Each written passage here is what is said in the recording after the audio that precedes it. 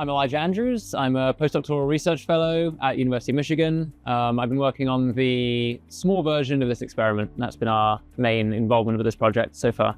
At University of Michigan, we've done a lot of work in the past with Carderock.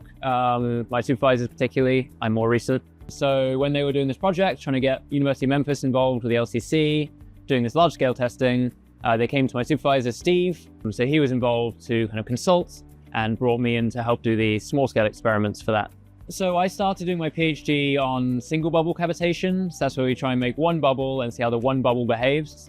So from there, I was looking for postdocs and was like, oh, great, cool. There's cool big projects doing this kind of research.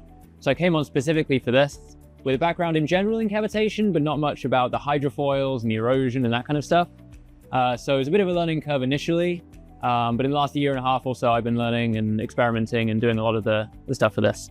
Yeah, so University of Michigan, we have I believe it was originally a test model for the LCC. Back when they were designing this, they wanted to validate that it would work as a water tunnel that would make cavitation well. So we have a scale model of it, 1/14th scale. So it's a lot smaller. And the benefits of having that model is that when we're doing this kind of experiment, we can compare the scales between this and small scale directly. A lot of the time when you have different shapes of tunnel, different geometries going on, it can change the behavior.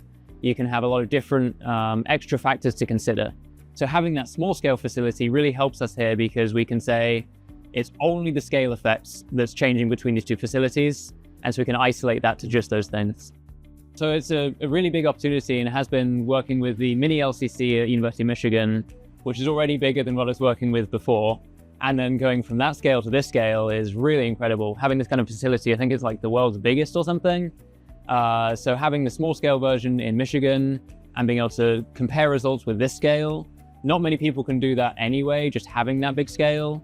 Most experiments are done on the handheld model scale because it's just not feasible. They don't have facilities for this.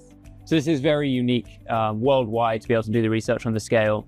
That's kind of the main thrust of this, is trying to see if the big scale behaves like the small scale. Are we going to see the same results? Are people going to be able to continue saying that small scale is fine? Guess we'll find out. When we first had the cavitation going, it's just a little baby cavity. Seeing that happen was incredible. And then seeing the really loud big stuff, best time ever.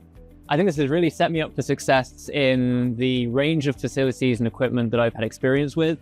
If I want to apply for a professorship, for example, being able to say I've had experience with tiny stuff, medium stuff, and big stuff, that I've got those relationships with the Carderock people, seen how they work, how they get things running, the procedures they have, all of that kind of experience is really unique and is going to hopefully inform my work in the future and how I do experiments and that kind of stuff. The people are like super friendly. They've been very helpful getting me on board, getting me introduced to their facilities, their equipment. And it's just very, very unique experience. Yeah, working for Carderock is very tempting. I've been pushed lightly from various sides here to join the team. Seeing the kind of facilities available and the kind of work that is done is very exciting. The scales, the types of work, the equipment itself, just like the range of cameras, lighting, sensors, all of those different facilities, and the people that are there to run and work with is very tempting.